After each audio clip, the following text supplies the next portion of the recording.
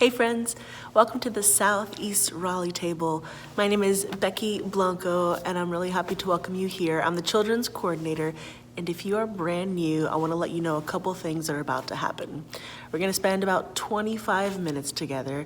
We're going to sing. During that worship time, feel free to sing along or just listen. Feel free to stand or sit, however it is that you need to express worship today. Feel free to do so, because it's your home and you're allowed to do that.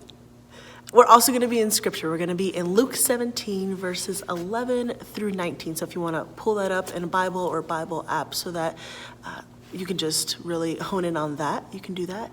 And as well, we are going to be listening to Pastor Lisa in her reflection.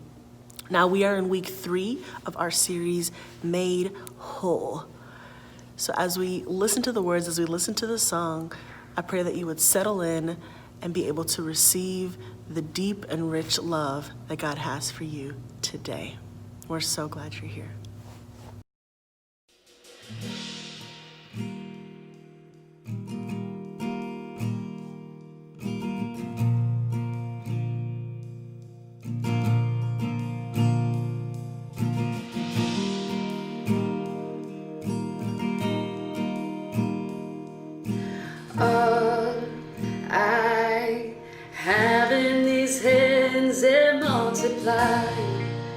God, all that I am, and found my heart on the altar again. Set me on fire, set me on fire.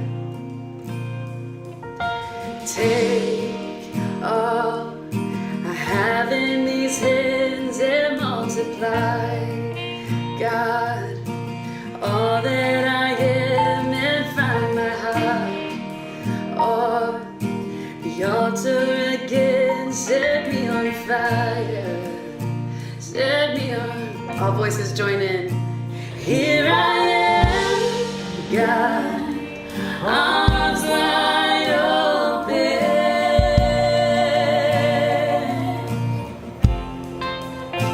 pouring out my life, gracefully broken.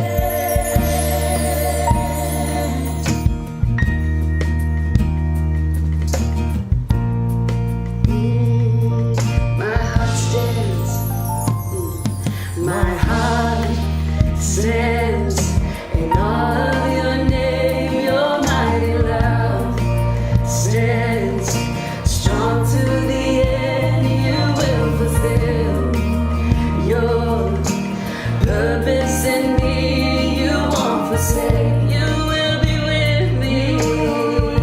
Here I am. Here I am, God, arms wide open, pouring out my life, pouring out my life, gracefully broken. Say it again. Here I am. Here I am, God, arms wide open. Oh, pouring out my life, gracefully broken. And all to Jesus, and all to Jesus, and now, and all to Jesus, and now.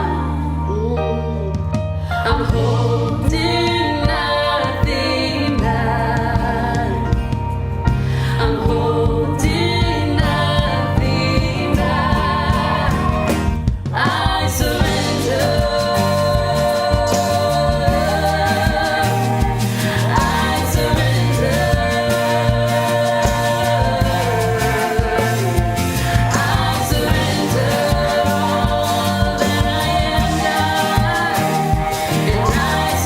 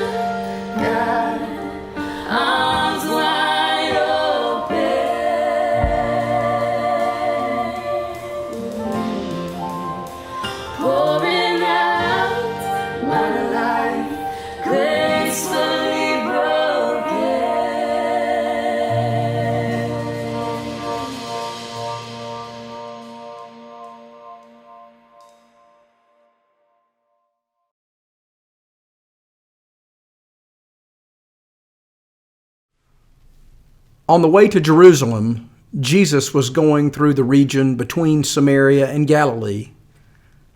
As he entered a village, 10 lepers approached him. Keeping their distance, they called out, saying, "Jesus, Master, have mercy on us." When he saw them, he said to them, "Go and show yourselves to the priests." And as they went, they were made clean. Then one of them, when he saw that he was healed, turned back, praising God with a loud voice. He prostrated himself at Jesus' feet and thanked him. And he was a Samaritan. Then Jesus asked, "Were not 10 made clean? But the other 9, where are they? Was none of them found to return and give praise to God except this foreigner?"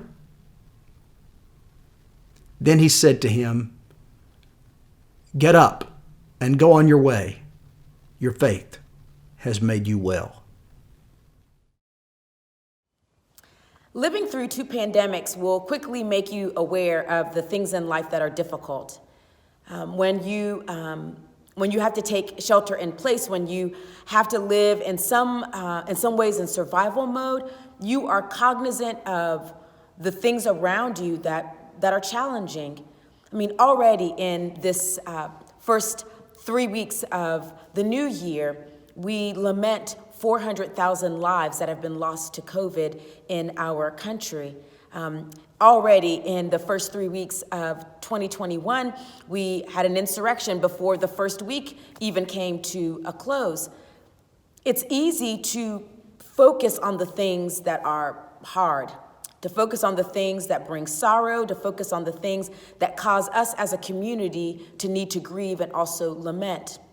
But I want to remind you of these words from a writer named Macrina Whitaker, who says that joy and sorrow are sisters. They live in the same house. We don't forsake joy in the face of sorrow. The two realities oftentimes live side by side, which means that though we recognize what's hard in this world, what's difficult in life, what challenges us in this life, what stretches us in this life, we're also called to keep our attention on the things that cause us to celebrate, that bring us joy, that also mark God's goodness in this world. So January 6th, there was an insurrection, but let's not forget that on January 5th, history was made in Georgia, that Kappa Alpha Psi fraternity had their Founders Day, and they celebrated 110 years of achievement. There were beautiful things that are going on in this world, that even though 400,000 of our neighbors have died to COVID, that slowly but surely we're also rolling out a vaccine, that on January 20th, history was made as the first Black, first South Asian, first woman was elected as our nation's vice president. There are difficult things, and there are also things for us to celebrate. In Luke's gospel, in the 17th chapter, there are 10 lepers who see Jesus as Jesus is making his way through Samaria to Galilee. And as Jesus approaches this village and these men catch a glimpse of Jesus, they begin to cry out to Jesus, "Jesus, Master, have mercy on us. Jesus, Master, have mercy on us." Because they're cognizant of the thing in their life that keeps them disconnected from community. They are lepers. And because of their leprosy, it has created lots of challenges. If you were a leper at this time, day and time, you could not live with your family members. You could not touch your family members. Your family members did not have access to you. If you were a leper in this day and age, you had to, when you were walking down the street, shout out, "Unclean, unclean." Basically, you had to mark yourself based off of your affliction or your infirmity. Can you imagine if you had to walk around Raleigh saying, I sabotage relationships because of my insecurities. Oh, I'm depressed because of my grief. If you had to say out loud what it is that causes you to feel most wounded and pained. To only know yourself based off of what cuts you off when you knew what it was like to be in community. And so these lepers cry out to Jesus, Jesus, Master, have mercy on us. And Jesus looks upon these lepers and then tells them, I want you to go and show yourselves to the priest. And as they go to the priest, as they are obedient to Jesus's instructions, the lepers are made clean. It says that they began to see that they are made clean. Can you imagine?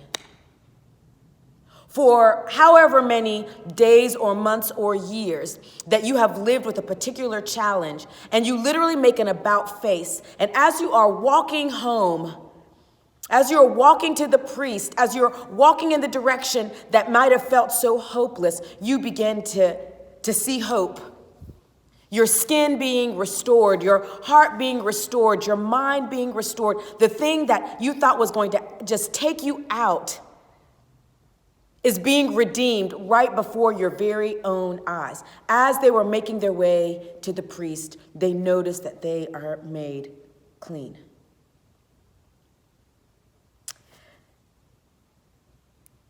So here's what's what I would love to just focus on in this passage.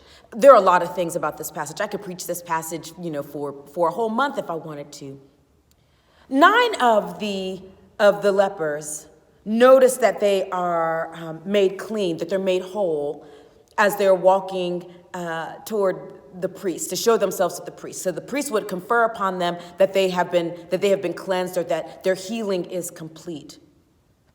And one of the lepers goes back and thanks Jesus for being the source of the healing, for being the source of what made he or she whole.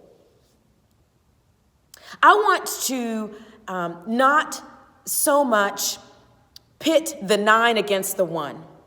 Though I wish the other 9 lepers would have gone back to Jesus and said, Jesus, thank you so much for restoring us. Now we can hold our children again, and our children can hold us, and the people who love us can come near to us. And I don't have to speak what is the thing that pains me or wounds me. I can now say that I am one who has been restored. I wish they had gone back to Jesus. But you know what I'm going to believe? That maybe they were so enamored by their healing that they were consumed by this new reality in their lives. And that this other leper, the one leper who goes back to Jesus to just praise Jesus for what Christ had done in his or her life, was so overwhelmed by the source of healing, of watching their very life be transformed as they're walking along the way, that gratitude becomes the way in which their heart offers up goodness to God for what has happened in his or her life. Here's why this passage I feel is important for us as we are in the middle of a sermon series called Made Whole, as we still hold on to the question that Jesus asks in the 5th chapter of John's Gospel: do you want to be made whole? Do you want to be made well? And now as we approach Jesus with these 10 lepers who are restored as they go back, they come to Jesus one way, they go back another way, is that we would not only focus on the places in our lives where we're broken. When the lepers call out to Jesus, Jesus, Master, have mercy on us, they're cognizant. To ask for mercy is to know that you need mercy.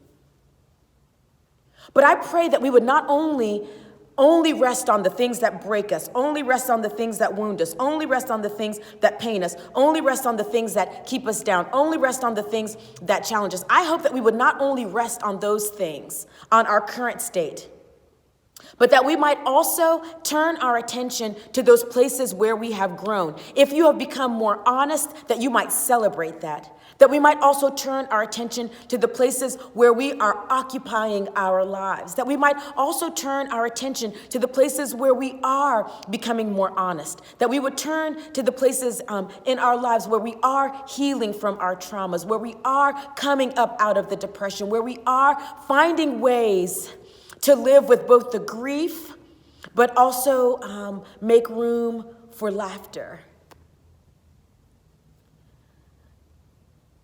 That we wouldn't too quickly dismiss, as we make an about face, where we are being made whole. We know that the process of wholeness may not happen overnight. But if today you are more honest with yourself than you were 3 years ago, celebrate that. If today you are able to cultivate peace in your life more so than you were yesterday, celebrate that. If how you started 2020 looks different than how you started 2021, celebrate that.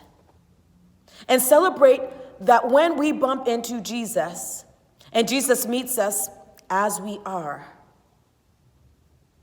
that we would not quickly dismiss our willingness to let Jesus change us as Christ sees us. Some of us need to celebrate where we're no longer, as a means of celebrating where God has brought us. Joy and sorrow are sisters. Brokenness can become healing. Our hurts can sometimes be transformed into our testimonies. We might show up asking for mercy, and we might walk away with praise on our lips. If there is anything today that you can celebrate as a means of growth in your life, as a means of healing in your life, hold on to that. Hold on to that. So that when you have moments when you feel so overwhelmed by despair, when you wonder, why is it that I always sabotage my relationships? When you wonder, why is it that I always feel so anxious and I can't cultivate peace? When you wonder if you will ever come up out of a particular addiction, or your proclivity to self-flog, or your quickness to judge, or your overspending to numb. Whatever it is, that when you get into that place when you feel a little stuck, hold on to the places where Christ has moved you, where Christ has changed you, where Christ is moving in you, where Christ is healing you.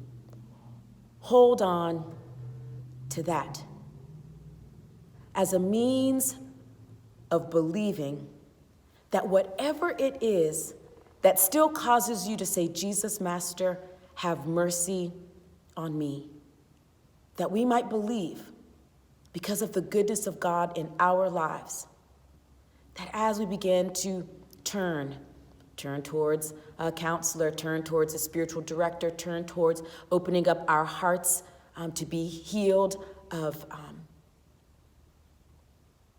whatever it is that only by God's grace can touch us, that we might believe, we might see ourselves being made whole. Might you believe that you can be made whole? Might you celebrate where you are being made whole? In the good name of the one who we cry out to, Jesus, Master. Will you also celebrate with us?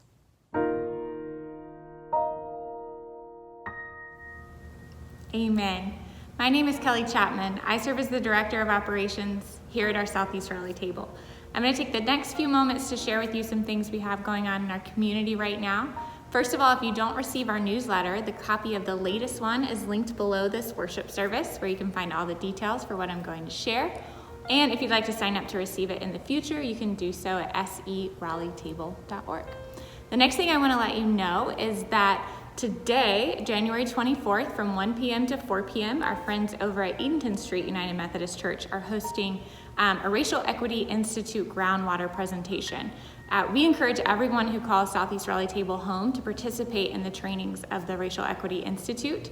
They offer 2-day Phase 1 trainings fairly often. This groundwater presentation is kind of a condensed version or a primer, if you will, to that training. The cost is $50. You can sign up in the link that's in the loop.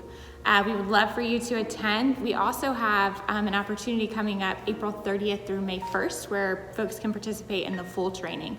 We're committed to REI because it gives us kind of a shared language around things like systemic racism and race as a construct, and helps us to stay true to our core value of race is always on the table. So if you would like more information, as I said, there's information in the loop. You can always email southeastraleightable@gmail.com. If any of these offerings are cost prohibitive, don't hesitate to let us know because scholarships are available. The next thing I want to let you know is that we have a new member information Zoom gathering coming up on Thursday, January 28th this week from 7:30 p.m. to 8:30 p.m. Some of you may have just started joining us virtually recently, or maybe you started joining us virtually at the beginning of COVID, or maybe you had just joined us in person at the beginning of 2020 and we're hoping to come to one of our in-person new member gatherings, and obviously all of that kind of got disrupted, but we're really excited to finally offer a new member information gathering. Like I said, it'll be via Zoom. So you can email southeastraleightable@gmail.com if you would like to come. And then I also want to let you know that next Sunday, January 31st, we're going to offer a Facebook Live service as opposed to this online YouTube worship service. So know that you can join us next Sunday at 11 a.m. on Facebook Live. We like to do that from time to time just to offer a different way to engage and be able to see each other in the comments in real time. And then lastly, just to give you a heads up, for Ash Wednesday, which is February 17th, we hope to have an outdoor gathering from 6:30 p.m. to 7 p.m. It will be structured in such a way that we can move that to Facebook Live if we need to due to inclement weather. So as I said, any questions, email southeastraleightable@gmail.com, and we look forward to connecting with you soon. Now we come to the moment in our service where we get to pass the peace with one another. As we consider what it means to be made whole, may we continue to join God in God's work of making us whole. One way we do that is by offering generous words to one another. So we invite you to take a moment and say, peace of Christ be with you, peace be with you, whether to those who may be in your home with you, or whether it's through a text message or an email. We invite you to do that now. We're now invited to give of our tithes and our offerings. In a moment, a screen will appear with details about ways that you can give. And if you would like to make a financial commitment for 2021, there is an online commitment card linked below this video. We are so grateful for your continued generosity. You are, as we've said, kind of week in and week out, allowing us to show up for our parish in really impactful ways. So we say thank you, and we invite you to continue to give with generous hearts, and let's continue to show up together during this season.